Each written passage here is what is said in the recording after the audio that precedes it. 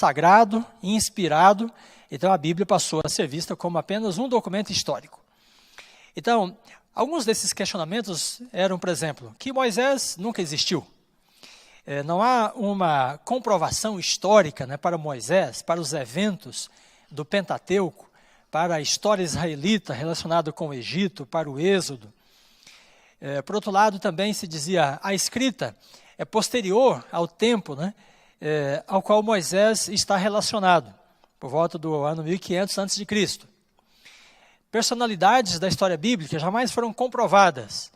Então, esses questionamentos trouxeram bastante incredulidade em relação à autoridade bíblica. Eu quero mostrar então para você que várias descobertas, elas já são razoavelmente conhecidas, estão nos livros, mas essas várias descobertas trouxeram então um novo fôlego, né, para a Bíblia, culminando isto no século XX. Então, por exemplo, nós temos a Estela de Hammurabi, descoberta em Susa, sudoeste do Irã, 1901. Então, início do século XX, datada do século XVIII, antes de Cristo, ou antes da Era Comum, designação que tem sido utilizada hoje, né? Então, esta estela com o Código de Hammurabi pôde, então, comprovar a existência de sociedades organizadas, com leis, né, antes do tempo de Moisés.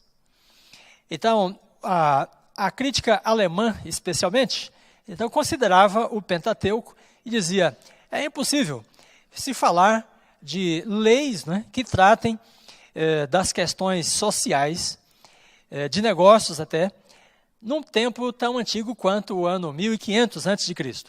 Então, a Estela de Hammurabi, com o Código de Hammurabi, trouxe a comprovação, né, de que antes de Moisés, então no século XVIII, já havia leis, né, como estas que nós encontramos no Código de Hammurabi.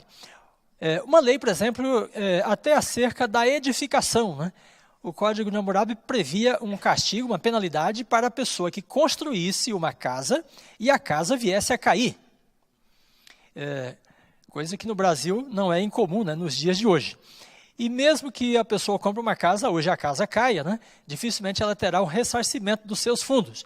Mas no século XVIII, né, o Código de Hammurabi já previa uma penalidade para esse tipo de ação. Então, comprovou que sociedades regidas por leis, organizadas, né, já existiam no mundo antigo.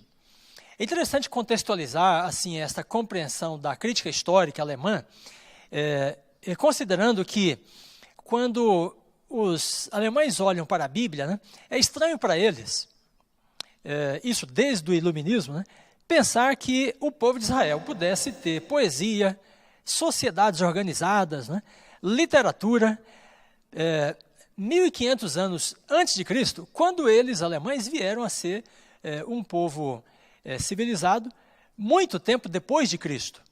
Então, há em toda essa crítica, né, de origem alemã, iluminista, também um traço, né, do antissemitismo, que também se torna antibíblico. Bem, esta descoberta, então, comprova questões bíblicas e, então, desfaz um pouco das críticas levantadas aí. Há também as cartas de Amarna, descobertas em 1887, datadas do século XIV, antes de Cristo. Qual a importância delas? Elas confirmam a escrita no tempo de Moisés. Então, vários tabletes, né, escritos em barro, argila, e são correspondências entre governantes aliados palestinos e asiáticos com o faraó. Então, a descoberta dessas cartas trouxe uma comprovação, né, acerca dessa prática da escrita, que era bastante contestada até então.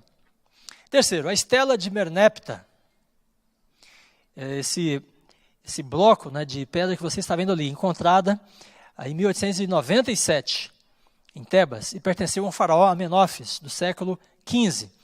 E nessa estela, então, se faz a mais antiga menção ao povo de Israel em relação com os egípcios. Então, aquilo da história de Israel com o Egito e o Êxodo, que aparentemente não havia nenhuma comprovação, esta descoberta trouxe uma pequena luz, né, acerca da questão. Depois temos a pedra moabita, descoberta em 1868, do 9º século a.C., E nesta pedra, então, há uma narrativa. E se conta acerca das relações do povo de Israel com os seus vizinhos de Moabe. E lá, então, está um trecho que diz assim: Onri e seu filho, que era Acabe, né, controlaram as planícies de Moabe por 40 anos. Então, até algumas dessas descobertas, nenhum dos reis da história de Israel era acreditado ser uma personagem histórica. Esta inscrição na pedra, né, confirmou esse trecho da história bíblica. Bem, aí você pode raciocinar. Se a história de Davi, de Salomão e de outros reis é contada no mesmo livro, e no caso de crônicas, né, pelo mesmo redator, pelo mesmo autor, então, se esta história de Acabe e Onri é histórica, e ela foi confirmada, então, por correspondência, podemos atribuir também o mesmo crédito, né, ao restante da história bíblica.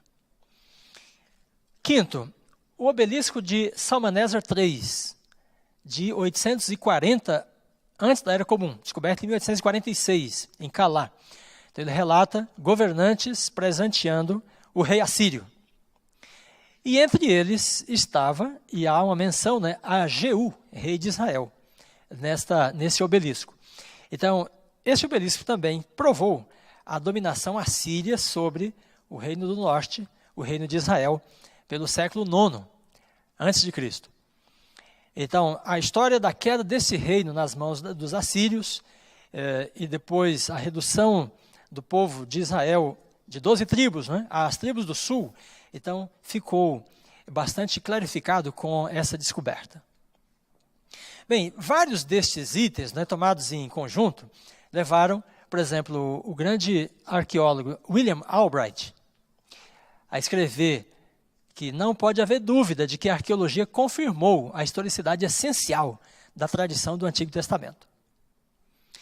Bem, então, a Bíblia, que enfrentou todos esses questionamentos nos últimos 200 anos, né, chegou ao século XX com uma valorização de seu status, inclusive confirmando, né, comprovando, na verdade, várias das suas narrativas como sendo absolutamente históricas. Em relação ao Novo Testamento, também há uma série de descobertas. Como esse texto está mais próximo de nós, a crítica histórica, ou as questões da crítica histórica, né, em relação ao Novo Testamento são muito mais simples e menores do que em relação ao Antigo Testamento. Mesmo assim, há várias descobertas que atestam a sua historicidade. Como, por exemplo, esta pedra, né, descoberta num teatro construído por Herodes, descoberta em 1961, e ali tem o nome, né, de Pôncio Pilatos. E há uma parte da inscrição que foi perdida, mas o trechinho está bem claro e diz assim: Cius Pilatus, prefeito da Judéia. Então, o texto bíblico menciona que Jesus, né, foi interrogado também por Pôncio Pilatos, que era o governador romano da Judéia. Então, esse achado arqueológico também trouxe uma confirmação, uma validação, né, para a historicidade desse relato. Quando a gente considera essas questões do Novo Testamento, né, para cuja historicidade há muito mais comprovação, e aí relacionamos o Novo Testamento com o Antigo, e dentro do cânon sagrado, né, todos os autores do Novo se referem aos autores do Antigo como históricos, como factuais. Então, a comprovação histórica do Novo Testamento reflete sobre o Antigo, porque é um documento só, é um livro só. Então, da mesma maneira como o escritor bíblico fala das relações, né, de Judá com o Império Romano, e essas relações são comprovadas historicamente, então essa historicidade se reflete sobre o texto também do Antigo Testamento.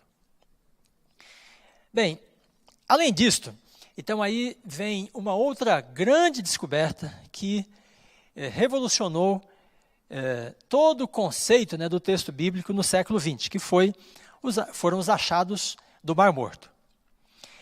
Em geral, acredita-se que esta era uma comunidade isolada, sectária, apocalíptica. A maioria dos autores entende que eram os essênios.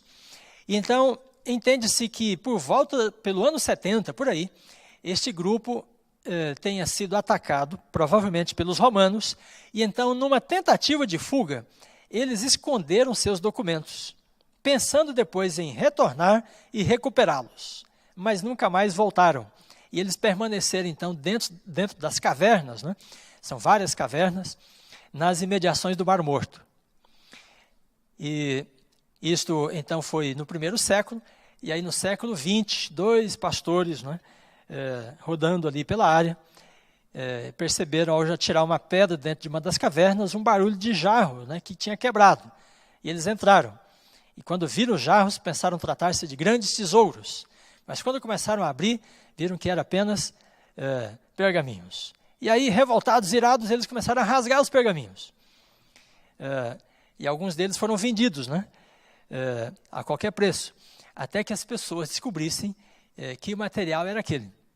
E os pastores, se soubessem que eram pergaminhos muito mais valiosos que ouro, eles realmente teriam ficado muito ricos. Bem, olha, só na caverna 4, né, então foram encontrados fragmentos de 480 pergaminhos, sendo 100 deles bíblicos. Então, além dos textos bíblicos, aquela comunidade também tinha vários documentos, tratados, acertos, pequenas leis, literatura, textos interpretativos do texto bíblico. Então, toda uma biblioteca dessa comunidade foi encontrada ali. Quando os especialistas começaram a comparar, né, os textos bíblicos preservados por esses essênios, supostamente os essênios, né, com o texto bíblico existente em 1950, então, constatou-se que a proximidade entre eles era enorme.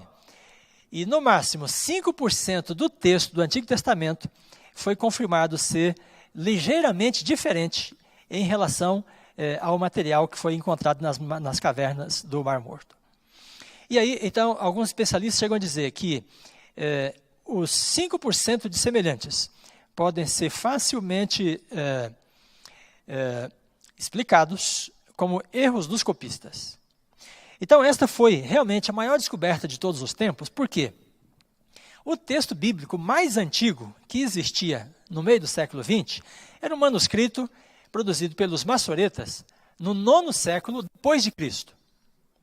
Então, as pessoas diziam, bom, se Moisés viveu no ano 1500, né, depois de 2.400 anos em que as pessoas estiveram copiando, né, o Pentateuco, o que sobrou daquilo que Moisés supostamente escreveu? Porque o manuscrito mais antigo era de 900 anos depois de Cristo. Bem, nessas cavernas, então, foram encontrados textos do Antigo Testamento, especialmente de Isaías, do primeiro século depois de Cristo, mas também materiais do primeiro século antes de Cristo e até alguns do segundo século antes de Cristo. Então, eles eram mais antigos, né, que o mais antigo manuscrito bíblico em cerca de 1000 anos.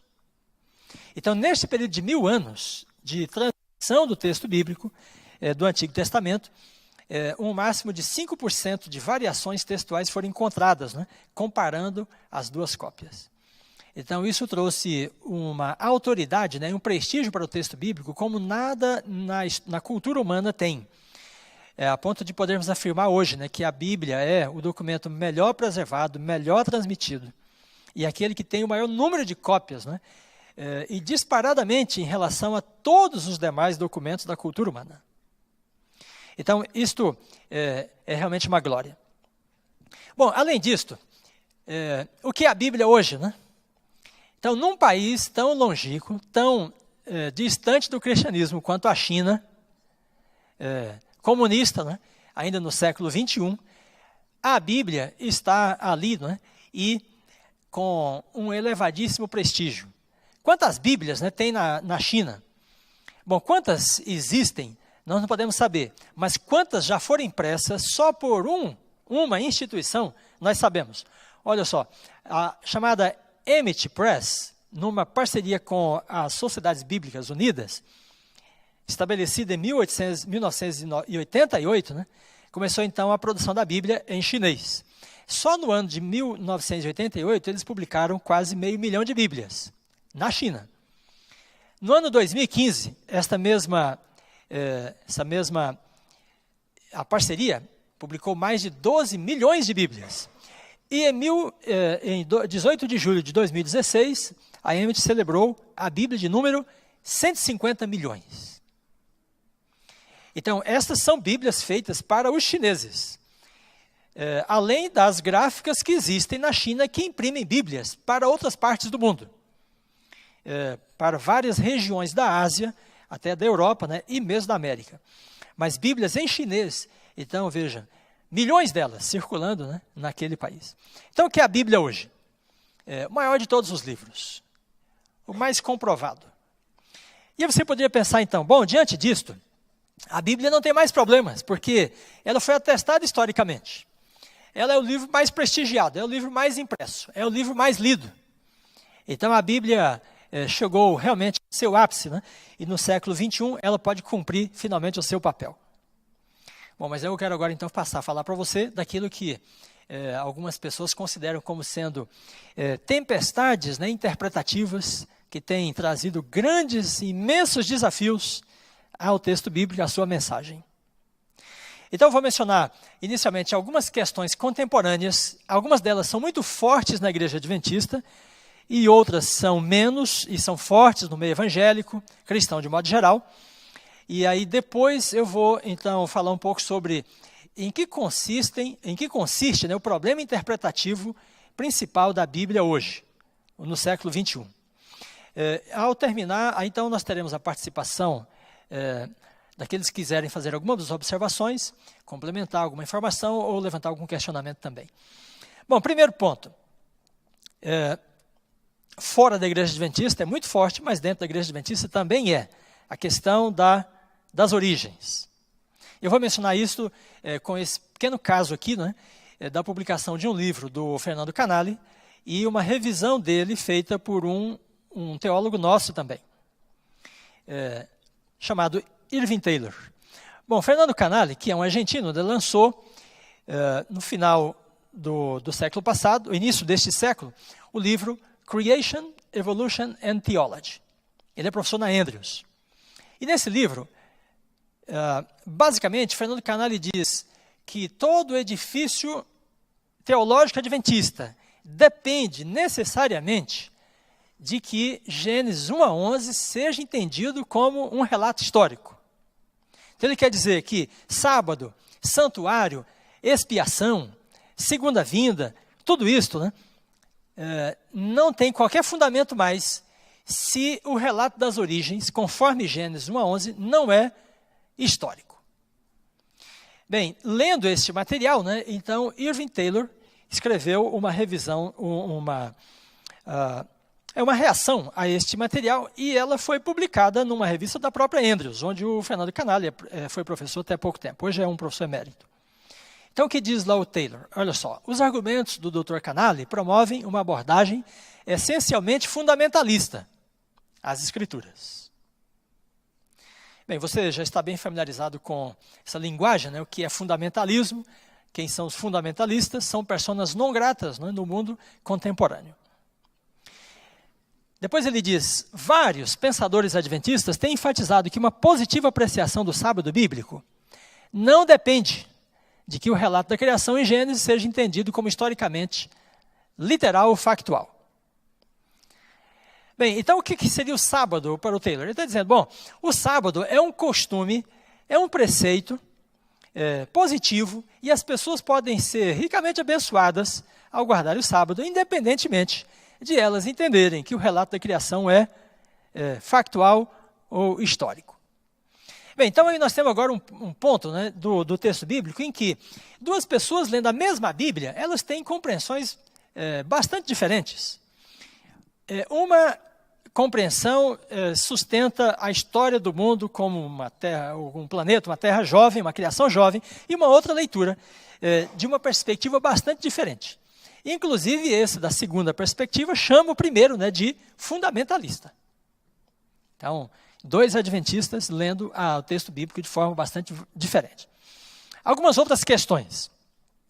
Teologia feminista. Não vou entrar no mérito da questão aqui, porque o auditório poderá se dividir, né? Mas veja, a Bíblia, para algumas pessoas, não oferece suporte suficiente para se negar a ordenação às mulheres. O texto bíblico diz, em Cristo não há nem isso, nem homem, nem mulher.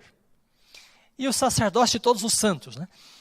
Bem, a conferência, a Assembleia de 2015, deixou isso muito claro. Então, ali por um dia, foram expostas, né, as conclusões ou as ideias de ambos os grupos dentro da Igreja Adventista em relação a este tema. E todos são bons adventistas, todos estavam legitimamente autorizados pela Igreja, são legitimamente autorizados pela Igreja nas suas funções. Depois de 2015, então, numa comissão do BRI, o Biblical Research Institute, nos Estados Unidos, da qual eu estava participando, então houve um consenso em relação a um projeto, né, de hermenêutica, de um novo material de hermenêutica na Igreja Adventista. Nós já temos vários, e há um até razoavelmente recente, que é o Compreendendo as Escrituras, que nós lançamos aqui pelo NASPRESS, traduzindo o texto do inglês. Bem, só que os teólogos adventistas, então, naquela reunião disseram, olha, nós temos um tema e todos nós supostamente usamos a mesma metodologia, mas nós chegamos a conclusões completamente diferentes.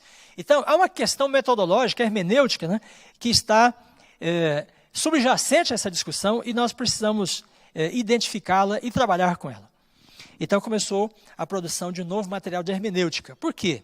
Porque as pessoas estão dizendo, nós estamos lendo o mesmo texto, no mesmo lugar, e estamos chegando a conclusões diferentes. Seria até razoável que os europeus, né, tivessem uma compreensão diferente dos africanos em relação à questão da ordenação da mulher. Mas não é isso que acontece. Nos Estados Unidos, há pessoas que não aprovam e há pessoas que aprovam. Então, ou seja, a mesma cultura, pessoas da mesma formação, que estudaram nas mesmas escolas, leem o mesmo texto e chegam a conclusões diferentes. E, às vezes, radicalmente opostas. Outro ponto, desafios culturais. Nós quase não falamos mais desse assunto, né? Música na igreja, adoração, liturgia. Parece ser um tema que ficou para a década de 2010, né? Os anos 1990 e etc. Eu trouxe aqui uma pequena amostra, né, de uma questão relacionada a esse ponto. Então, se você tomar o livro de Liliane Ducan, que é uma boa professora na Andrews, na área de música, eu creio que ela até já tenha se aposentado, ela tem um livro que foi lançado não há muito tempo, deve ter uns 5 a 10 anos, né? In Tune with God, em sintonia com Deus. Então, neste livro, ela diz que o contexto cultural e a experiência das pessoas é que atribui um caráter à cultura, ou à música. Ela diz, o caráter sacro de um estilo musical é apenas uma atribuição histórica. Bem, então, e o que ela quer dizer com isso? Ela quer dizer que a maneira como você experimenta a coisa é que vai definir a natureza desta coisa. Então, se você, quando jovem, né, ouviu música rock e aprendeu a pensar que esta música é demoníaca, então você atribuiu uma natureza a ela, né, por causa da sua experiência, e você a definiu assim, e ela passou a ter essa natureza. Isso significa também que se na igreja hoje, né, numa igreja cristã evangélica, os jovens de hoje forem ensinados a adorar a Deus usando o estilo rock, eles vão atribuir a esta música uma outra natureza, como uma música legitimamente apropriada para a adoração a Deus. Então, a experiência histórica das pessoas que atribui um valor a estas coisas, né, pertencentes à cultura.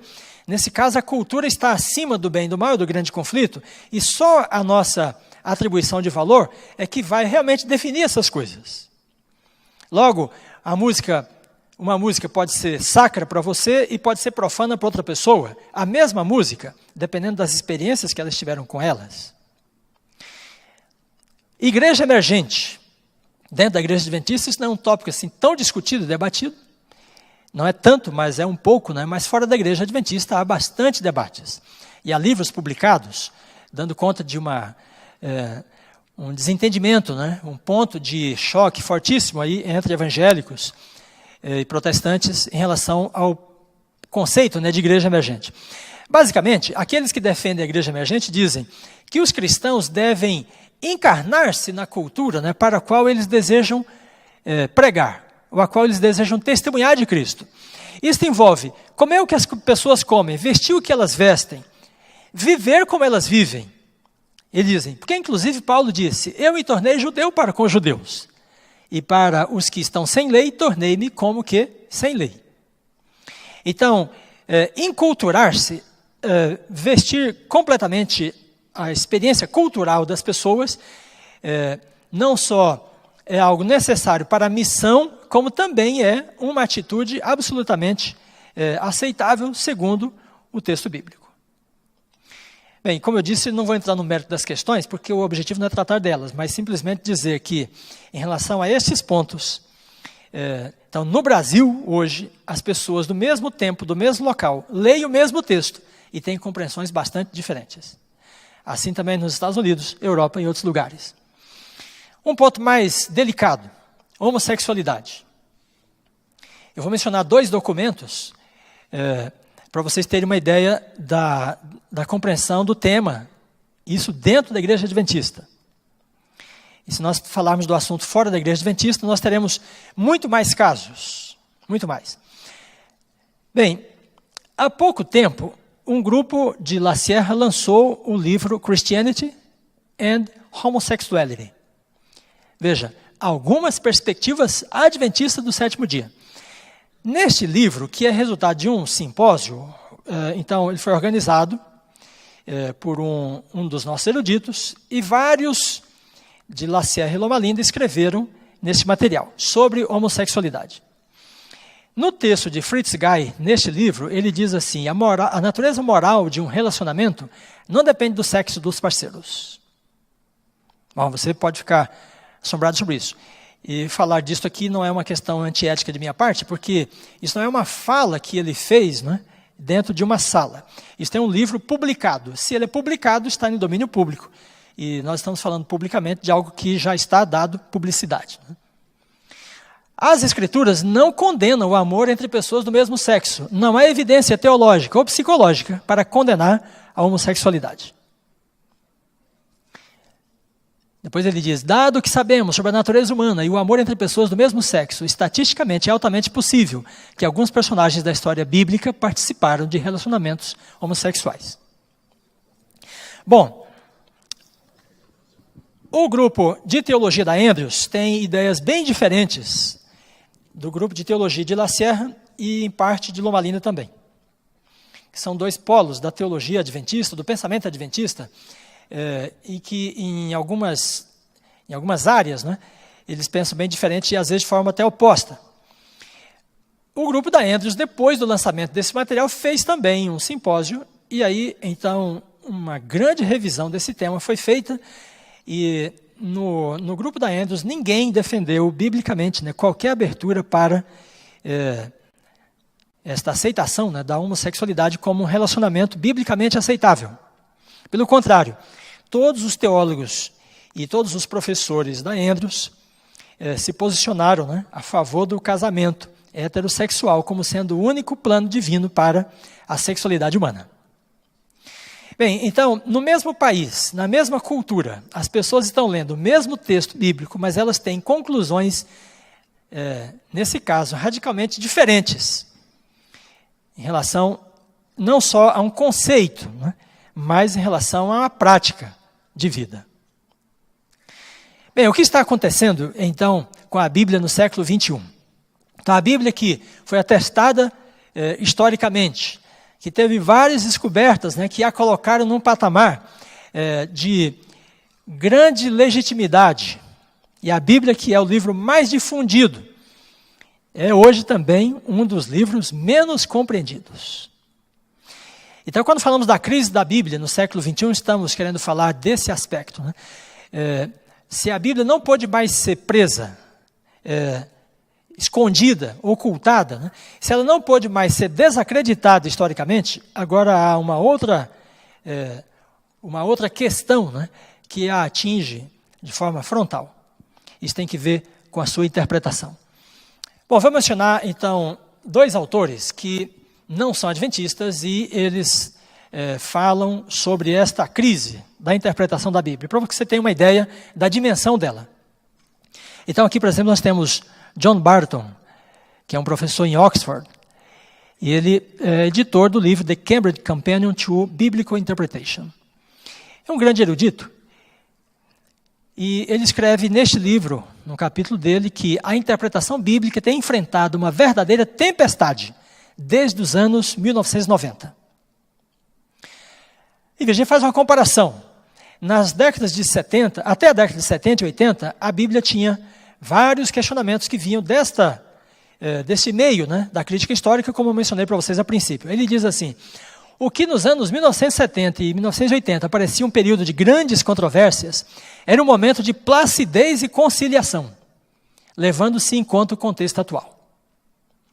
Então, os grandes debates, né, acerca da historicidade da Bíblia, ele está considerando como sendo momentos de placidez, perto do confronto, do conflito, né, que está estabelecido hoje em relação a como se lê a palavra de Deus. A tempestade tem menos a ver com a interpretação de um livro específico do que com os métodos que devem ser empregados para o estudo de toda a Bíblia. Então, o como interpretar a Bíblia, não mais de onde a Bíblia veio, quem a escreveu, né, se ela é histórica ou não, mas como devemos interpretá-la e aplicá-la. Então, esta é a questão, né, com a qual se debatem os teólogos de hoje. Estou falando desses teólogos, mas estas questões estão presentes nas igrejas, entre os anciãos e as pessoas sem treinamento teológico igualmente. Porque aqui e ali as pessoas conversam e elas chegam a conclusões também diferentes em relação a muitos pontos, mesmo quando elas estão fora, né, do círculo acadêmico. Esse outro erudito, Clark Pinnock, isso foi um sujeito importante na teologia do século XX, porque foi um dos primeiros teólogos contemporâneos que defendeu a mortalidade da alma. E ele reconheceu o mérito, né, de Samuel Bacchiocchi na difusão desse conceito no mundo evangélico da América do Norte. Então, Clark Pinnock chegou a escrever um prefácio para o livro do Samuel Bacchiocchi sobre mortalidade da alma, aquele livro que nós publicamos aqui, que tem o título Imortalidade ou Ressurreição. Bem, então o Pinnock diz: doutrinas bíblicas como expiação e ressurreição inquestionavelmente permanecem ou caem diante da questão da autoridade bíblica, e esta é a medida da seriedade do debate atual acerca da autoridade das Escrituras. No debate contemporâneo, os críticos pretendem livrar os cristãos do que eles chamam de fundamentalismo. Hoje aqui o Clark Pinnock chega a tocar no mesmo ponto, né, que o Irving Taylor. Então, Taylor está dizendo que quem lê a Bíblia, afirmando a historicidade da criação, é fundamentalista. E o Clark Pinnock está dizendo que aqueles que acusam os fundamentalistas querem defender, né, a leitura da Bíblia daquilo que eles chamam de fundamentalismo. Então é interessante ele afirmar que uma questão tão séria, tão central à mensagem bíblica quanto a expiação, porque da expiação depende, né, a compreensão do sacrifício de Cristo, da encarnação, conceito de pecado e tudo mais na Bíblia. Então ele está dizendo, se a autoridade bíblica se perde, né, então todos os valores bíblicos, suas doutrinas, suas ideias mais centrais também vão se perder igualmente, não podendo restar nada mais depois. Ainda ele diz: a crise das Escrituras é a crise da própria teologia cristã e a causa da mais profunda polarização dentro das igrejas. Todos esses temas que eu passei aqui provocaram divisões já na maioria das igrejas cristãs nas últimas décadas. Ordenação de mulheres, questão da igreja emergente, questões de liturgia. Eu pessoalmente trabalhei na década de 1980 como comportor estudante em igrejas evangélicas. E acompanhei o drama em várias dessas igrejas, com pastores e líderes que queriam um tipo de liturgia e o restante da igreja, uma metade da igreja não queria aquilo. Então se dividiam e formavam então a igreja X renovada e a igreja X tradicional. Então o Pinnock está dizendo que esta questão, né, tem sido a causa da polarização. Então as pessoas divergem acerca de um ponto e elas passam a ter uma situação inconciliável porque elas não conseguem ler a Bíblia do mesmo jeito. A distância é longa entre aqueles que mantêm a confiança histórica na infalível verdade bíblica e aqueles que adotam uma visão crítica, ostensiva, que relativiza todo empreendimento teológico. Bem, então, tentando comparar os dois períodos, né, da era moderna e da era pós-moderna.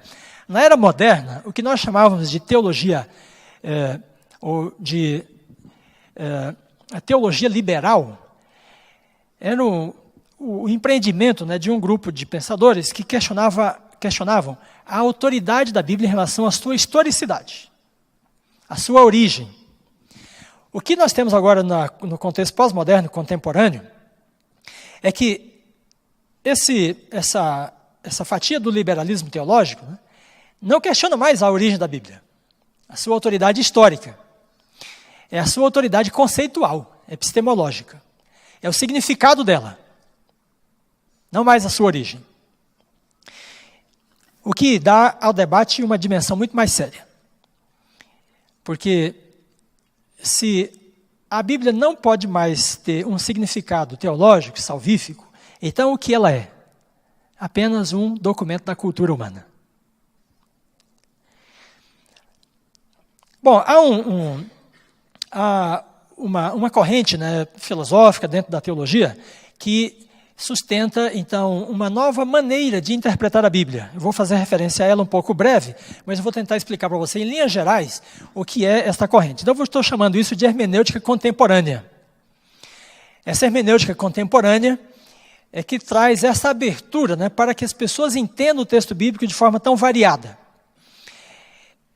Então, eu estou chamando de hermenêutica contemporânea uma institucionalização, né, de um relativismo bíblico. Ou seja, o reconhecimento de que as pessoas podem ter compreensões realmente diversas em relação à Bíblia e que isto é uma coisa natural. E que esta é a realidade de fato da interpretação. Ou seja, que as pessoas nunca vão ter ideias semelhantes em relação a um mesmo documento. Pelo contrário, como as pessoas são diferentes, a leitura delas também será diferente. Então, isso eu estou chamando de institucionalização do relativismo, né, na interpretação bíblica. E esta chamada hermenêutica contemporânea, ela tem um autor principal, né, que é o Hans Gadamer, é um alemão, e o Gadamer é considerado ser o autor que sistematizou e conseguiu explicar, né, de forma mais clara esta questão da subjetividade da interpretação. Então, eu vou mencioná-lo e depois vou fazer um conjunto de itens, né, tentando resumir o pensamento dele. Bem, então a hermenêutica contemporânea é diferente da hermenêutica tradicional. Enquanto que a tradicional era uma ciência da interpretação apenas de escritos, a hermenêutica contemporânea é a ciência de interpretação de qualquer documento. Seja um texto escrito, seja uma música, seja um documento arqueológico, seja uma produção do cinema. Então, tudo que é feito, né, como cultura precisa de interpretação. E a hermenêutica contemporânea é uma ciência que traz um sistema de métodos, né, ou de princípios para a interpretação de qualquer tipo de documento. E ela está, em grande medida, né, relacionada ao trabalho de Hans Gadamer, especialmente no livro dele chamado Verdade e Método, que foi lançado na década de 60. Bom, o Gadamer diz, essencialmente, né, que o intérprete leva suas pressuposições e seus saberes prévios para o diálogo com o texto. Aí, então vem uma expressão-chave dele, né, a fim de produzir a fusão de horizontes. Então, esta é uma expressão-chave dele, porque ele diz, quando o indivíduo lê, ele tem um horizonte, que é fruto da sua experiência, sua história de vida, e esse horizonte dele vai entrar em uma espécie de simbiose e diálogo com o horizonte do autor. O que ele vai entender do que ele está lendo não é o que o autor escreveu. É o resultado da interação do que o autor escreveu com aquilo que o leitor é. Com aquilo que ele traz. Então, não só ele traz, né, pressuposições, mas o Gadamer, na verdade, está dizendo, o que o leitor lê não é o que o autor escreveu. É o resultado da fusão, né, da subjetividade de ambos. Bom, então deixa eu tentar resumir em 7 itens, né, o que diz a hermenêutica contemporânea. Primeiro, o autor do texto é inacessível ao leitor. Então, seja, quem foi João que escreveu o Apocalipse? Os comentaristas divergem. Há vários Joões mencionados, possíveis. Então a hermenêutica contemporânea diz, não, você nunca vai saber quem foi o autor, o que ele pensava, a história real dele, né? Aí, segundo, o que você tem acessível a você é o texto que ele escreveu. Esse texto é uma espécie de mediador entre você e esse autor que você não conhece. Terceiro, o leitor é um colaborador no processo interpretativo. Mas você pode estar pensando, mas o leitor sempre vai colaborar no processo interpretativo. Não, mas o que a hermenêutica contemporânea está dizendo é que o que o autor original escreveu, ninguém sabe. Nós só sabemos aquilo que nós entendemos do que ele escreveu. E uma vez que há essa fusão, nós podemos saber o que nós dois pensamos juntos. Eu, leitor, e o autor que escreveu. Mas não vou saber jamais o que ele de fato escreveu. Só ele sabia na época. Quarto, o pensamento não é autônomo, mas condicionado por tempo e espaço.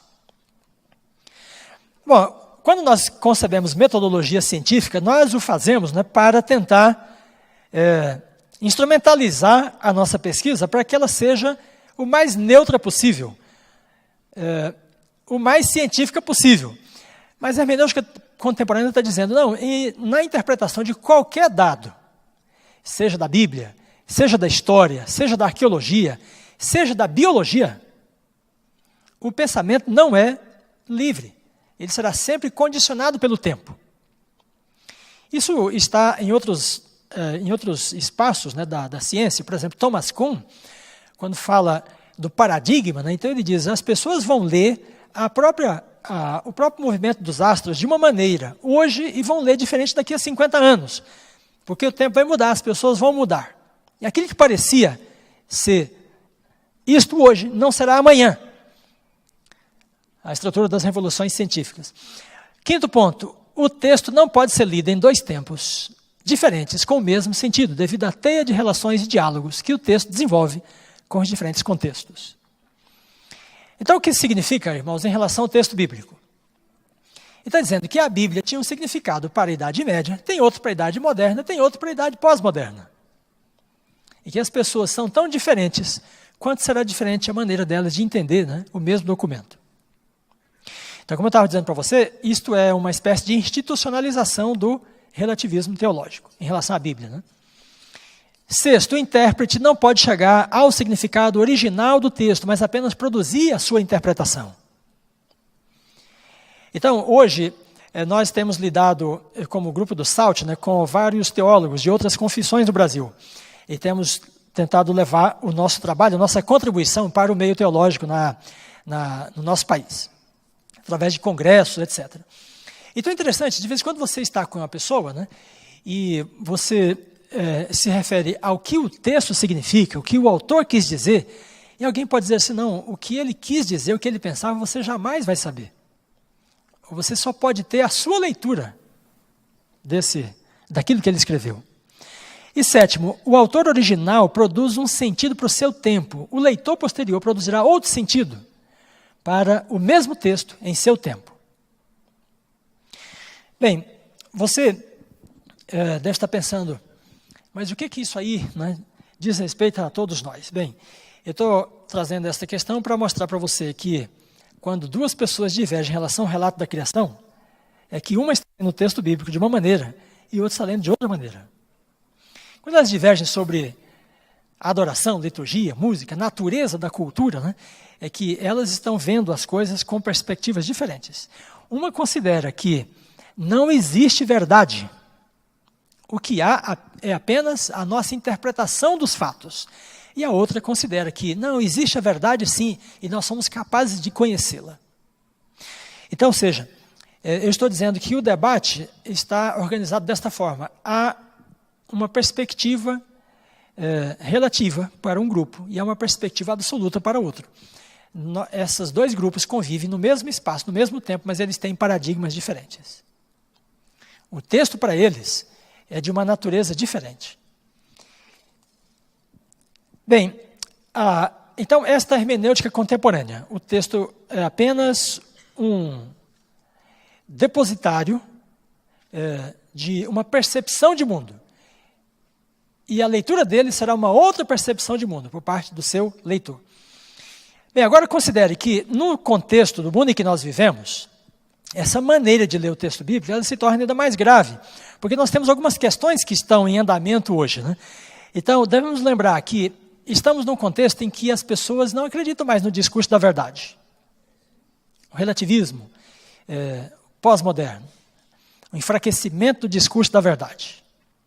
Por isso, quando a gente fala de um assunto, né, e então há uma divergência, a pessoa diz assim, não, esta é a sua compreensão, esta é uma compreensão conservadora, ou esta é uma compreensão liberal, esta é uma leitura pós-moderna. Então, todas essas falas, elas dão conta, né, desse esgarçamento do conceito de verdade.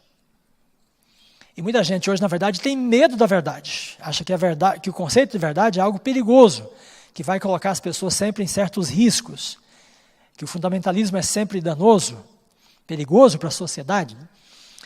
Segundo, a leitura literal dos textos sagrados é considerada fundamentalista. E aí, irmãos, quando falamos de fundamentalismo, aí devemos lembrar que estamos no contexto, né, ainda do 11 de setembro, e que fundamentalismo para o mundo pós-moderno é uma vertente da cultura perigosa. É uma vertente perigosa da cultura. Então, os pós-modernos terão sempre medo de se relacionarem com alguém que tem uma visão fundamentalista da realidade. Porque o pós-moderno pensa, esta pessoa será capaz de qualquer coisa para manter a sua visão, até mesmo de matar. Como os extremistas islâmicos. Mas há fundamentalistas dispostos a matar também entre os cristãos.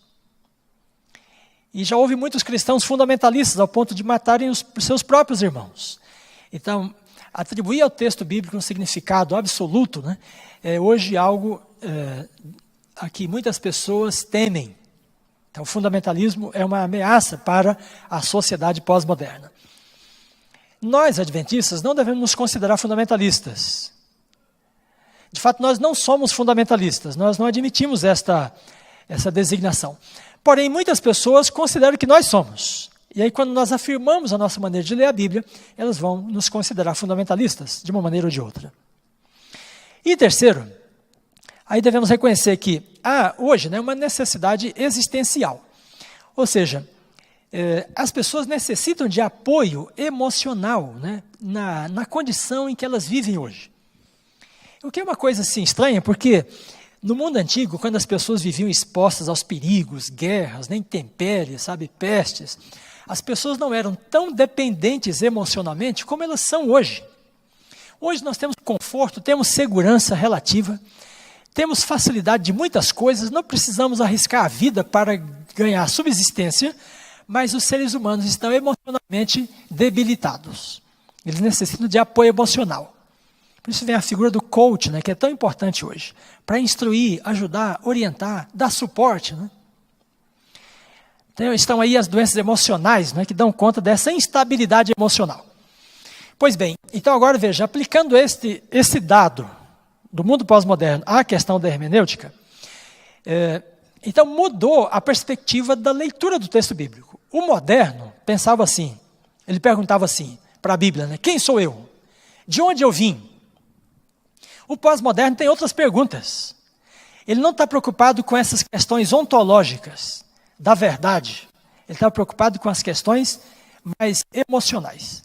Aí ele pergunta assim, sou eu amado? As pessoas me aceitam? Sou significativo? Quando ele se depara com a Bíblia, então ele pergunta, Deus existe? Se Ele existe, Ele me ama? Sou importante para Ele? Bem, então, enquanto o moderno, a mentalidade moderna, ia para a Bíblia querendo saber, é verdade? O pós-moderno não quer saber se é verdade. Ele quer saber como ele pode ser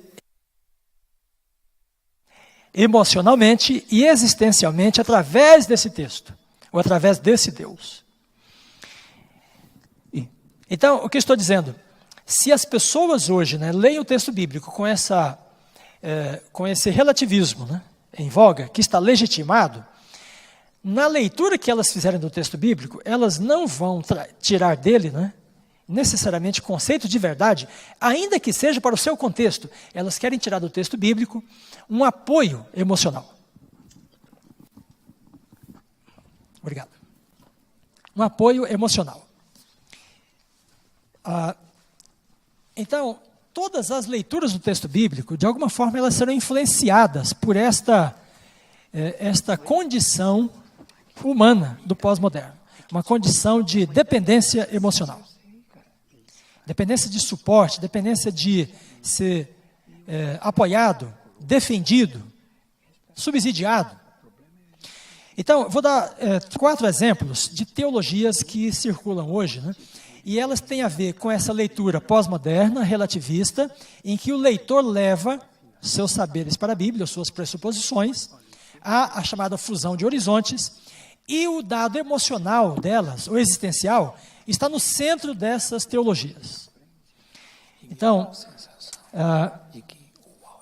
perdão, eu volto depois daquilo ali, mas preciso mencioná-las agora. Então, primeiro, nós temos a chamada teologia da libertação. Essa já é mais antiga, desde a década de 60, na América do Sul. Então, o que é a teologia da libertação? É a fusão de horizontes do opresso do mundo de hoje com o texto bíblico. Então, ele lê o texto bíblico para encontrar um subsídio, um suporte para a sua causa, para a sua condição. A teologia feminista, o horizonte da mulher, é o de gênero e o horizonte do texto bíblico. Então, os feministas leem a Bíblia e querem encontrar um suporte, uma maneira para defender a causa feminista. Então, ou seja, ele entende que o texto bíblico é passível de interpretação, como nós colocamos, mas não só isto, ele se aproxima do texto bíblico com a expectativa de alcançar um tipo de suporte, seja social, emocional, psicológico, político. A teologia negra, o horizonte das etnias marginalizadas, é a teologia gay, né, o horizonte do homoafetivo. Bem, todas essas teologias são resultados naturais daquela legitimação, né, do relativismo bíblico.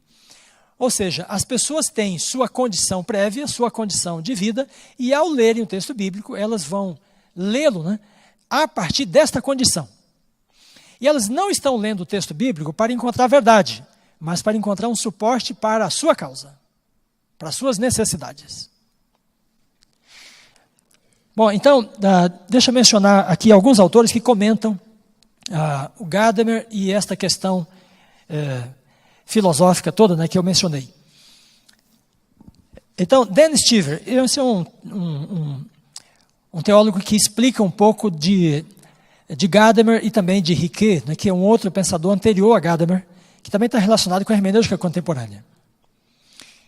Então, nesse livro dele, né, Teologia Depois de Riquet, ele diz, o criativo insight de Gadamer é que o nosso horizonte não necessariamente obstrui. Ou seja, quer dizer, o Gadamer não disse que o texto bíblico não existe mais, mas que o nosso horizonte é um meio indispensável para se alcançar a verdade num texto. Então, ou seja, ele está dizendo, se você não participar da interpretação, você não vai tirar do texto nenhuma verdade. O texto só será verdadeiro se ele realmente puder ser lido a partir da sua perspectiva, a partir do momento que você se encontra nele. Esta é uma maneira de reconhecer a dimensão encarnacional da interpretação, isto é, que nenhuma leitura emerge acima do tempo e da história, mas sempre se origina num tempo particular. Então, o que a teologia feminista, negra, significam?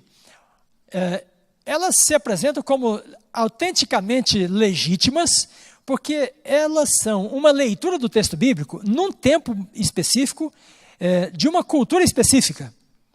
Então o texto bíblico já não está mais determinando a realidade, mas apenas oferecendo um suporte, né, para esta condição social que está estabelecida. É isso que ele quer dizer ao afirmar que o horizonte, né, do leitor vai sempre participar e definir o significado do texto bíblico. Bom, o próprio Gadamer diz assim, como uma tarefa hermenêutica, compreender e incluir a dimensão reflexiva desde o começo. Ele está dizendo que compreender não é receber, mas refletir a respeito. Compreender não é uma mera reprodução de conhecimento, isto é, Não é o mero ato de repetir a mesma coisa, mas de reformular criativamente. Então observe que a hermenêutica contemporânea atribui, ao leitor um papel criativo. Ele é um agente na leitura. Ele não é um receptor de conhecimento. Então isto tem tudo a ver com o pós-moderno, que quer entender qual é o seu papel na história. Então Gadamer está dizendo, olha, quando o leitor lê, ele está criando conhecimento junto com o autor. Ele não está apenas recebendo, numa relação de autoridade, do autor sobre ele. Pelo contrário, ele interage com o autor, não há autoridade nesta relação. O próprio Paul Ricoeur diz, compreender um texto é encadear um novo discurso, no discurso do texto. Isso supõe que o texto seja aberto. Ler é apropriar-se do sentido do texto. Veja, o que vai resultar, irmãos, por exemplo, da questão do santuário, se as pessoas passam a ler o texto bíblico desta maneira, que ler é refletir criativamente, é reformular criativamente o texto. Para cada circunstância, elas terão uma leitura diversa. Bom, na hermenêutica contemporânea, então, há assim, uma presença muito forte do existencialismo. Já sinalizei isto. Então, o Martin Heidegger, que é um filósofo do existencialismo, um pensador existencialista, neste contexto de leitura e interpretação, contexto de verdade, então ele traz essa afirmação interessante para o nosso contexto aqui. Então ele diz, conhecer a verdade de um texto é identificar a si mesmo no texto. Não há outra verdade senão a verdade do ser. Então, pense um pouquinho na afirmação dele. Então, conhecer a verdade em um texto é enxergar a si mesmo no texto. Agora, pense bem. Se o feminismo não conseguir dialogar com o texto e usar o texto em prol da sua causa, então esse texto não tem nenhuma verdade para ele. Se o movimento da teologia da libertação não encontrar no texto bíblico nenhum suporte para a sua causa, então o texto bíblico não tem nenhuma verdade para eles também. Ou seja, é como dizer que se nós não pudermos nos instrumentalizar do texto de alguma maneira, o texto não terá nenhuma validade para nós. Isto é algo assim revolucionário, irmãos, em relação ao Evangelho, por exemplo, porque Jesus não propõe uma luta de classes, Jesus não propõe uma luta de etnia, de gênero no Evangelho. Pelo contrário, ele diz o oposto disso. Ele diz, se alguém ferir a tua face, dá outra. Ou seja, o Evangelho não é para instrumentalizar o indivíduo numa luta social, emocional, histórica que ele tenha. É para descortinar o plano da salvação para ele. Mas na hermenêutica contemporânea, se o indivíduo não encontrar a si mesmo socialmente no texto, então o texto não tem uma verdade para ele. Por isso, então, que teologia da libertação feminista, negra e gay são hoje autenticamente reconhecidas como legítimas leituras do texto bíblico. São verdades do texto. Mas essas verdades são a verdade das pessoas que leram e enxergam a si mesmas no texto bíblico. Então, em suma, eu estou dizendo que a situação emocional do pós-moderno faz com que ele se coloque assim no centro da relação dele com a Bíblia. E a grande expectativa dele é ver como a Bíblia pode beneficiá-lo. Mas não espiritualmente, não na sua questão existencial em relação a Deus, à salvação, mas em relação à sua questão social, histórica, no mundo em que ele vive. Então, é uma leitura imediatista da Bíblia, utilitarista, extremamente prática, social, e que tende a perder completamente o horizonte de eternidade e de espiritualidade, de fato, em relação ao texto bíblico. Bem, o Henry Virkler, nesse livro Hermenêutica, então ele diz assim, veja, ele chama todas essas teologias por um nome que nos ajuda a entendê-las mais facilmente. Ele diz: a hermenêutica da suspeita reivindica a tarefa de desmascarar a visão de mundo em que o texto bíblico se apoia, a qual se suspeita ser o suporte dos poderosos em sua opressão sobre os fracos. Então, todas essas leituras da Bíblia, no contexto contemporâneo, seja feminista, étnica, etc., elas são chamadas de teologia da suspeita ou hermenêutica da suspeita. Isso quer dizer que a pessoa se aproxima do texto bíblico para tentar desconstruir o texto bíblico, no sentido de a sua situação social, emocional, poder ser revertida, né, a partir de uma nova leitura do texto. Então, por isso, as pessoas leem e dizem, bom, o texto bíblico, naquela época, né, deu suporte para um sistema de dominação do senhor sobre o escravo. E ele continuou assim ao longo da história. Hoje nós temos de reler o texto bíblico e quebrar esse sistema de dominação que o texto bíblico sustentou por tanto tempo. Os homossexuais dizem, a homossexualidade era demonizada no mundo antigo, então o texto bíblico trouxe um suporte para essa demonização. Agora que nós entendemos as coisas com outros olhos, nós temos de reler o texto para desfazer esse sistema de demonização da homossexualidade e assim por diante. Então é a chamada hermenêutica da suspeita. Se você for para a área de liturgia, é a mesma coisa. Algumas pessoas dizem assim, os europeus, os americanos vieram, nos evangelizaram e nos ensinaram a cantar as músicas deles. Mas nós não queremos cantar as músicas deles, nós queremos cantar as nossas. E esse sistema litúrgico é um sistema de dominação do primeiro sobre o terceiro mundo. E nós precisamos de quebrar esse sistema de dominação. Então é um arrazoamento da suspeita. Há sempre um sistema de dominação e a Bíblia, de alguma forma, dá um suporte, né, para isto. E esse suporte precisa ser quebrado. Bem, estou finalizando, eu vou mencionar o John Barton novamente, depois eu vou fazer 3 ponderações sobre a questão. Então o Barton diz, as abordagens literárias pós-modernas, porque toda hermenêutica pós-moderna lida muito com o conceito de literatura, então elas permitem às pessoas atribuir o significado que elas desejam ver em seus textos sagrados.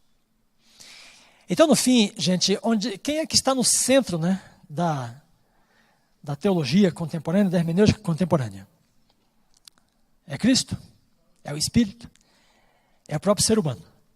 Então ele vai ao texto na expectativa de ter um suporte, né, para as suas necessidades. Depois ele diz, essa hermenêutica oferece às pessoas um modelo de exegese que lhes proporcione bem-estar dentro de suas comunidades, as quais, na verdade, não desejam ser desafiadas pelo significado do texto bíblico, a despeito do lugar de honra que elas atribuem a esse texto. Então, o texto bíblico é valorizado, as Bíblias são bonitas, são bem impressas, elas são bem acabadas, né? A Bíblia é reverenciada, mas só na medida em que a Bíblia puder ser útil, né, às causas sociais, existenciais das pessoas que estão lendo a Bíblia. Então, esta é uma situação bastante crítica, né, da Bíblia no mundo pós-moderno. Como o Barton disse anteriormente, o que havia no passado era uma situação de placidez e conciliação em relação aos conflitos, né, e debates que existem hoje. Eu vou fazer então 3 ponderações. Não são conclusões, são mais assim, ponderações. Então, primeiro, irmãos, acreditem, quando os pós-modernos falam de Deus, eles estão falando de uma substância deles mesmos. Então, a religião, o Deus, né, que vem dessa leitura relativista, humanista, existencialista do texto bíblico, é mais o próprio homem, ou a mulher, do que o próprio Deus. Então, os pós-modernos enxergam Deus somente através de si mesmos. Ou seja, eles são extremamente narcisistas e egoístas. Na verdade, não são só os pós-modernos, são seres humanos, né? Mas que nesta condição, nesse mundo em que nós vivemos, né, essa característica humana chegou a um tipo de exacerbação. Segundo, o Deus pós-moderno não é a autoridade absoluta de Deus, ou o Deus, né? O Deus cristão, mas a intimidade do ser. Muitas vezes, quando as pessoas falam de Deus, elas estão falando delas mesmas. Muitas vezes, quando elas leem a Bíblia e dizem, Deus fez isso, Deus faz aquilo, Deus quer isso, né? É o que elas querem, e não necessariamente aquilo que Deus disse. Por que isso acontece? Porque elas levam para o texto bíblico a realidade delas, as expectativas delas, suas expectativas mais humanas, mais sociais, mais existenciais, mais emocionais. Então, uma alteridade, né? O Deus bíblico, o Deus cristão, é um Deus de interdição, ele proíbe coisas. Ele nos recomenda o sacrifício, né? Se você quer vir após mim, tome a sua cruz e negue-se. Então, isto é dilacerante para o pós-moderno, negar-se. Ele quer afirmar-se. Estou falando de todos nós. E terceiro, os pós-modernos sentem falta de um Deus acolhedor, não necessariamente do grande eu sou. Então, é uma expectativa de coach, é uma expectativa de suporte, não necessariamente de Deus, né? Do Deus bíblico. Então, ao dizer isto, veja, é muito interessante que hoje, né, a gente possa falar de religião assim tão abertamente, e às vezes até nas universidades, né, coisa que 30, 40 anos atrás era quase impossível. E hoje você conversa com uma pessoa que tem uma mentalidade pós-moderna, e você pode falar das suas crenças, e ele vai achar essas crenças interessantes, quando o moderno ia julgá-las absurdas, ridículas, né? Bem, mas quando o pós-moderno fala de Deus, né, ele não está falando necessariamente de Deus. Ele está falando mais das suas próprias necessidades. E de uma expectativa, de um apoio, né, nessa espécie de Deus, né, que o texto bíblico eventualmente possa apresentar. Bom, então eu vou finalizar, depois eu gostaria de escutar alguns de vocês. Vou finalizar com algumas menções a Ellen White e a interpretação da Bíblia. Veja, a fusão de horizontes, né? Então não perca de vista esse conceito. O leitor e o autor bíblico em um relacionamento, em um diálogo. Ellen White não dá essa impressão. A interpretação bíblica para ela é algo que nós podemos chamar de uma hermenêutica assistida. Ela diz, anjos celestiais estavam ao seu lado, ao lado de Miller. E raios da luz procedentes do trono de Deus traziam-lhe à compreensão os tesouros da verdade. Então, Miller não estava lá sozinho, né, estudando por ele o texto bíblico. Depois ele diz, anjos de Deus repetidamente visitavam aquele escolhido para guiar seu espírito e abrir sua compreensão das profecias que sempre tinham sido obscuras para o povo de Deus. Veja, interessante ela dizer que os anjos faziam o quê? Guiavam. Sem esse suporte, irmãos, sobrenatural, né, divino, nós não temos chance de entender o texto bíblico. Porque nós vamos impor sobre ele nossas expectativas. Por melhores cristãos que sejamos. Mas não é só isso, ele diz, os que se desviam dos claros ensinos das Escrituras e do poder convincente do Espírito, estão a convidar o quê? O domínio dos demônios. Então, ela está descortinando, né, uma outra realidade. Na visão humanista pós-moderna, leitor e autor bíblico. Ela está dizendo, não, além dessas duas personalidades, tem mais gente envolvida. Ou os anjos estão envolvidos, ou os demônios estarão.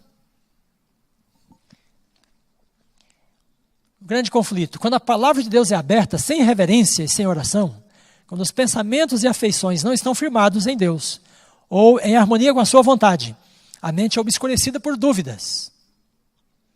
E no próprio estudo da Bíblia se fortalece o ceticismo. O inimigo assume o controle dos pensamentos e sugere interpretações que não são corretas.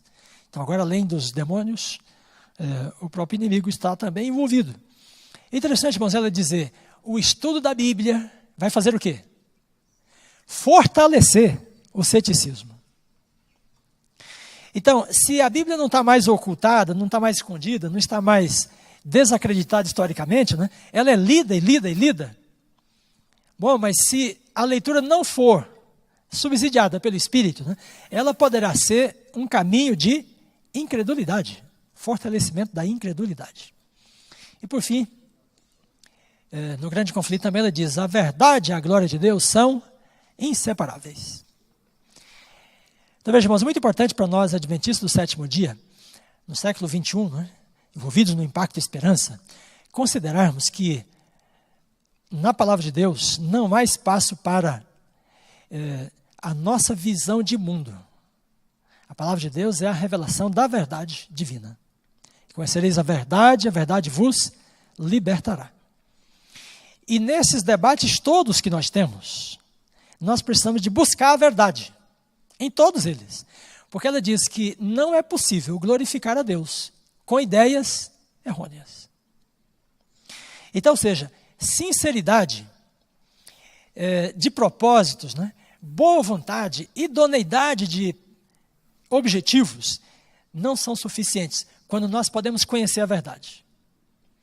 Então, se nós estamos servindo a Deus com muita boa vontade, né? Com sinceridade, mas o servimos sem o conceito de verdade, ou sem a verdade em alguns pontos específicos, quando podíamos ter aquela verdade, esse serviço a Deus não o glorifica.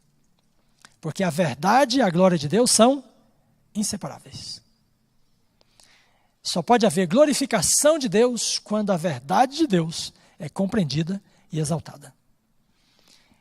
E depois ele diz ainda, né, se a luz e a verdade estão ao nosso alcance e negligenciamos aproveitar o privilégio de ouvi-la e vê-las, virtualmente as rejeitamos e estamos a escolher as trevas em lugar da luz. Então, é possível que em todos os debates contemporâneos a gente tenha realmente uma leitura da Bíblia que é o correto, a verdade. Nós não entramos no mérito delas aqui, dessas questões, mas se a palavra de Deus é a verdade, ela deve ser uma verdade que esclareça, ilumine e elucide todas as questões humanas. Mesmo aquelas que dizem respeito às questões culturais, né, mais delicadas da nossa condição humana. E a gente deve buscar a verdade, né, para poder, então, com ela, glorificar a Deus. Bom, obrigado pela atenção. Podemos ter, talvez, a participação de algumas pessoas, alguma fala, uma pergunta, uma contribuição para o tema. Pastor Dilce.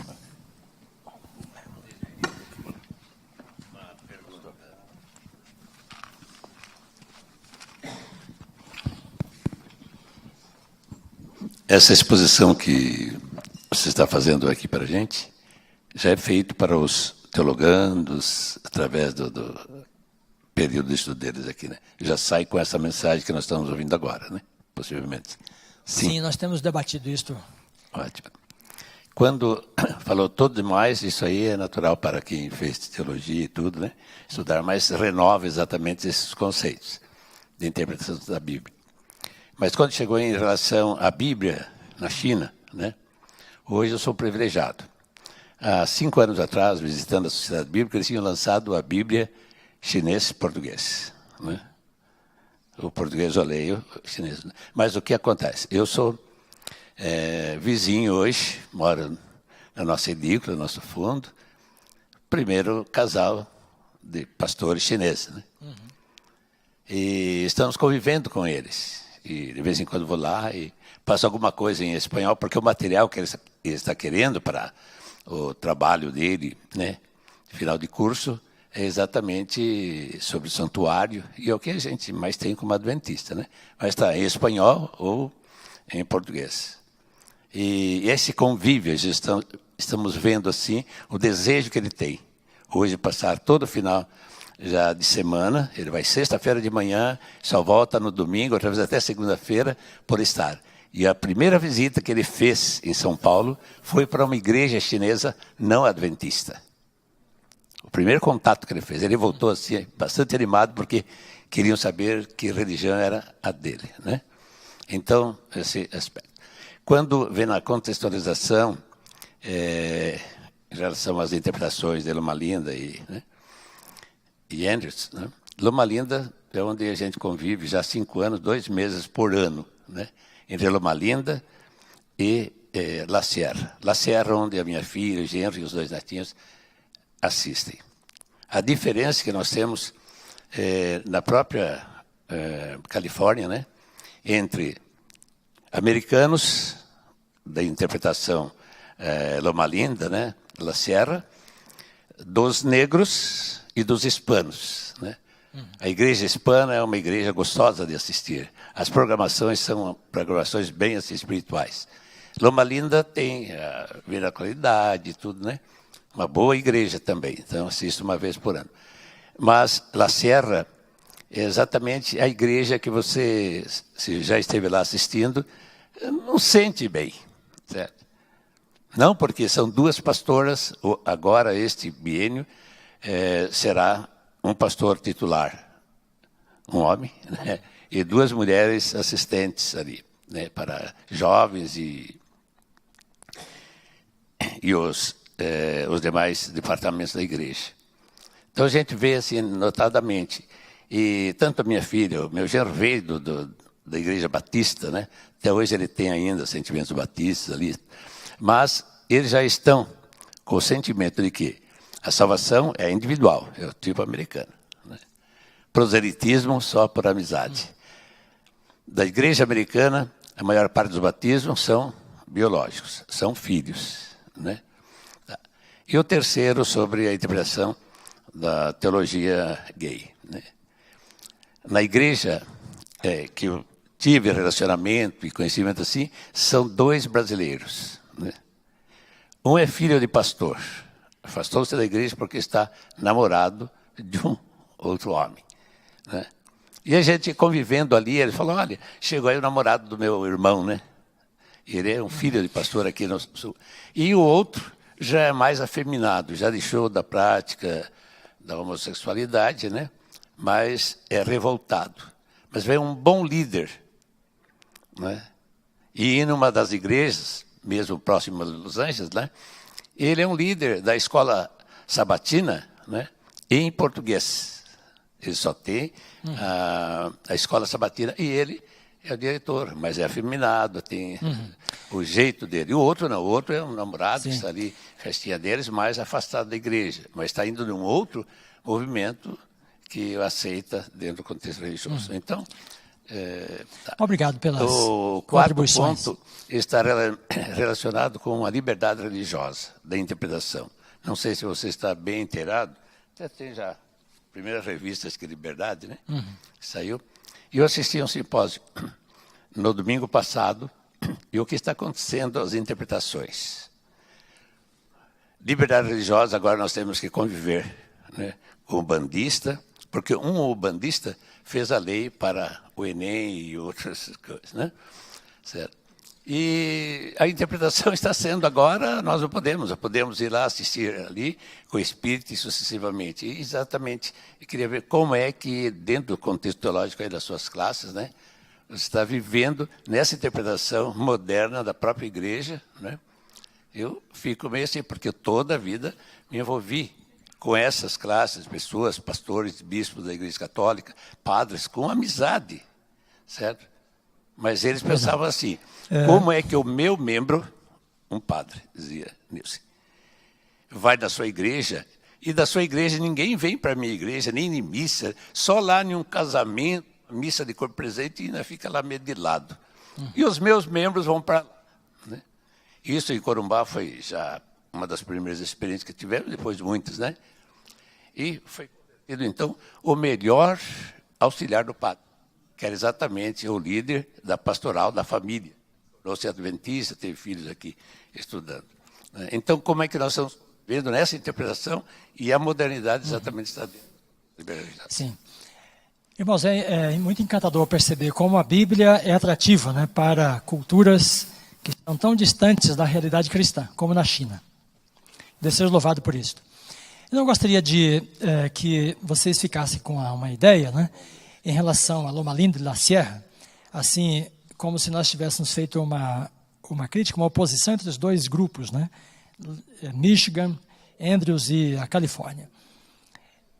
Nesses pontos que nós falamos aqui, talvez a maioria de nós concorde mais com o grupo lá de Andrews do que com o grupo da Califórnia. Mas há muitas coisas da prática adventista em que a igreja na Califórnia é forte. E no meio dos Estados Unidos, no interior, né, a igreja não é tão forte assim. Temperança, reforma de saúde é um deles. Então, a gente deve ter todos esses cuidados, né? E às vezes a gente fala e pode passar uma impressão, e eu posso ter passado essa impressão para vocês, mas eu gostaria que vocês considerassem que, olha, se nós colocarmos algumas pessoas no Brasil, né, em diálogo com os irmãos adventistas na Califórnia, eles também vão cobrar de nós algumas coisas. Inclusive que nós, sul-americanos, valorizamos pouco, né, a mensagem de saúde da igreja, em que essas duas universidades é forte. Algo em que elas são fortes, né? Então, tentemos levar assim essas questões, mas sem separar os grupos como se esse fosse joio e esse trigo, porque nós não temos condição de fazer isso, né? E aqui no nosso seminário, pastor, não só no nosso, mas em toda a América do Sul, a tendência assim, mais forte, né, de todo o nosso corpo docente é de uma interpretação mais conservadora da Bíblia, né? Não conservadora no sentido de ser fechada, mas no sentido de valorizar a verdade bíblica e o grande edifício teológico adventista, né, nos seus pontos mais capitais. Obrigado pela participação. Pois não. Pastor Richard.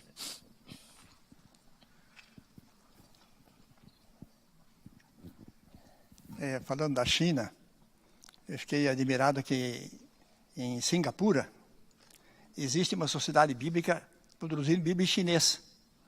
Achei muito interessante. Então, fiquei contente que a China está recebendo a Bíblia também.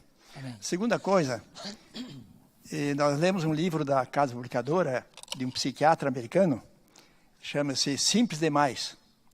E eu achei muito interessante que ele discute ali os 3 princípios do governo de Deus, que está de acordo com o que nós escutamos hoje aqui.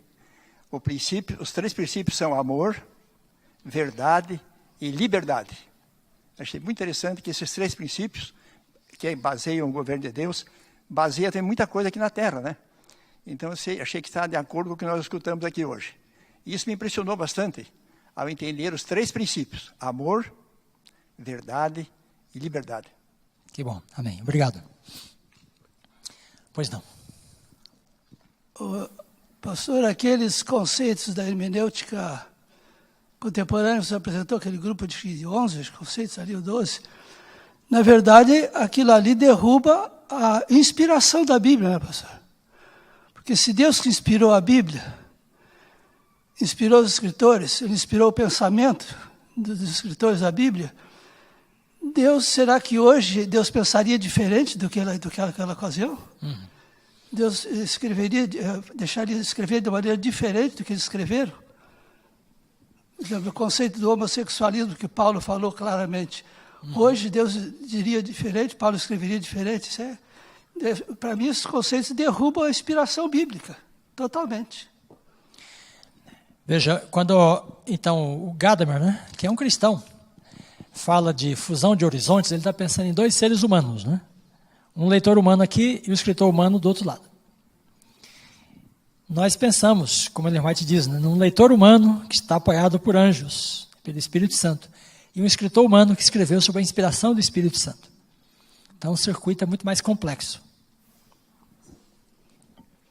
O rapaz aqui à frente. Então, mais 2 participações, aí vamos, então, caminhar para o fechamento. Pastor, o senhor falou no começo, né, que as pessoas não acreditavam em alguns personagens bíblicos, né? Depois não na Bíblia como documento. Sim. E agora, sim, no documento, mas não exatamente no que está lá. E aí as pessoas fazem teologias com eu no centro, né?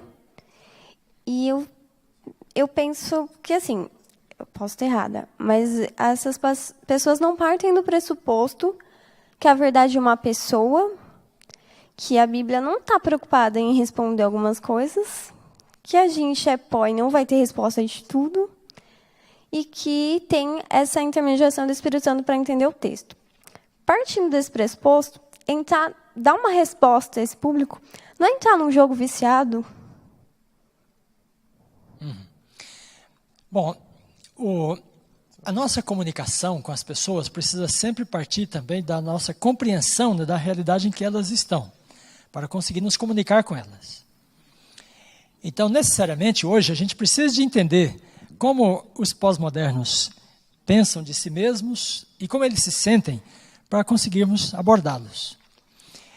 Agora, na evangelização, a gente não simplesmente quer levar um suporte existencial para elas. Nós queremos falar com elas no contexto em que elas estão, mas depois levá-las, né, para compreender as verdades maiores da palavra de Deus.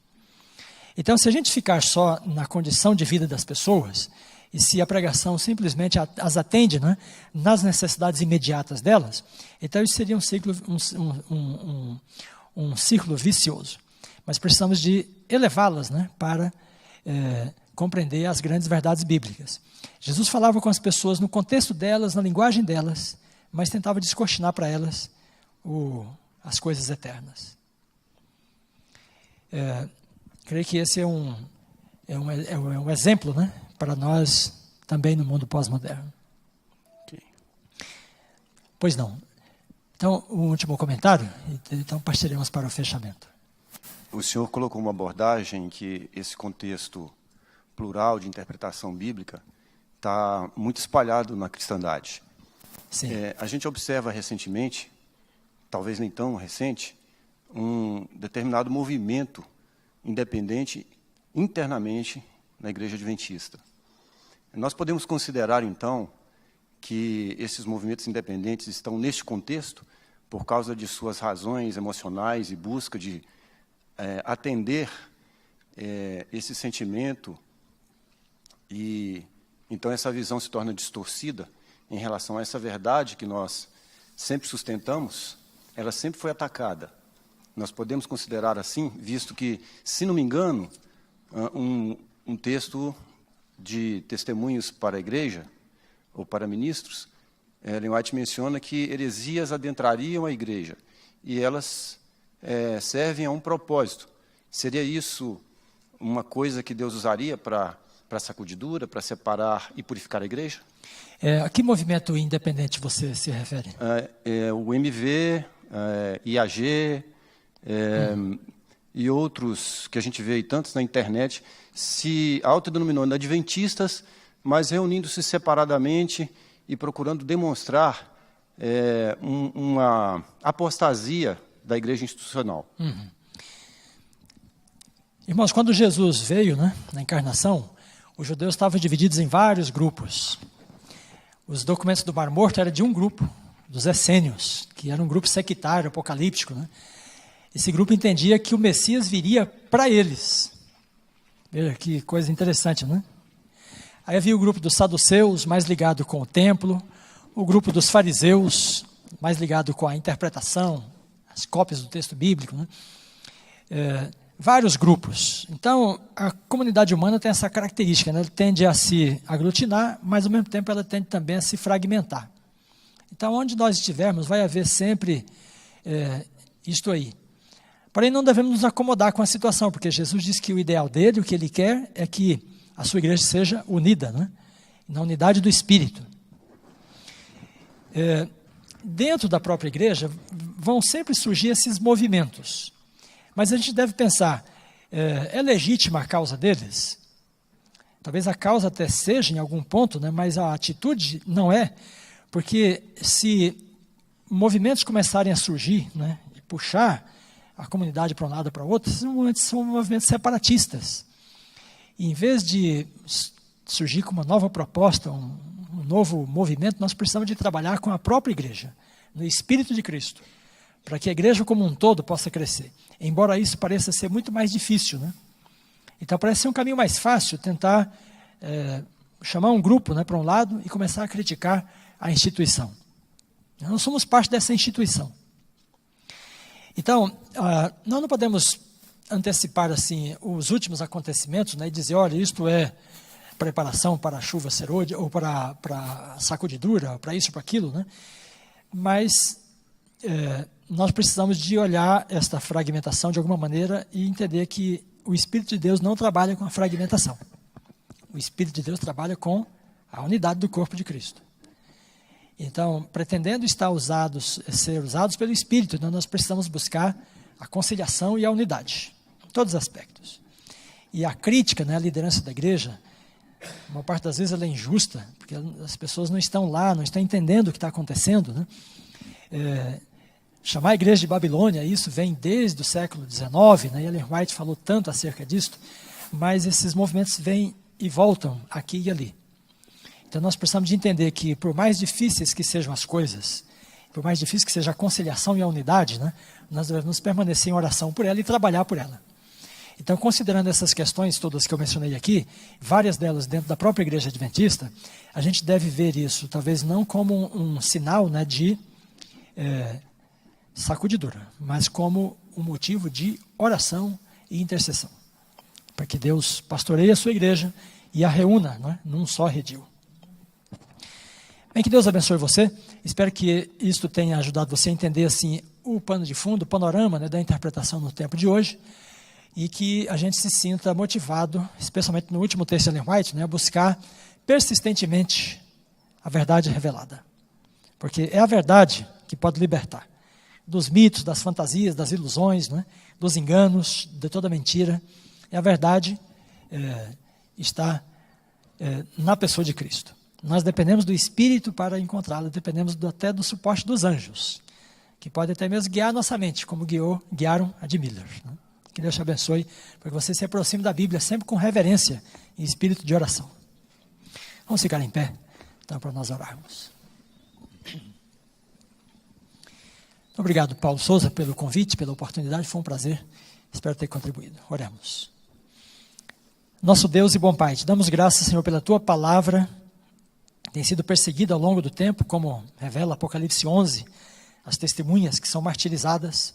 Nós te louvamos, sobretudo, Pai, porque a Tua palavra é viva e eficaz, e ela resiste a todos os ataques e permanece como a espada do Espírito. Ajuda-nos, ó Deus, a nos curvarmos perante a cruz de Cristo, aos seus pés possamos buscar o entendimento da Tua palavra, compreender nós mesmos a luz da Tua palavra, compreender a nossa condição e compreender também o plano da salvação. Abençoa a cada um de nós, ó Pai, como igreja, como comunidade, para que permaneçamos fiéis à Tua voz, aos Teus ensinos, e que possamos cumprir a nossa missão para o Senhor, levando a verdade libertadora em Cristo a todo mundo em nossa geração. Ilumina-nos, dá-nos sabedoria e discernimento em todas as questões difíceis as quais enfrentamos nos dias de hoje. E possamos ter o Espírito de Cristo para todas as coisas responder conforme o assim diz o Senhor. No nome de Cristo é que nós oramos. Amém.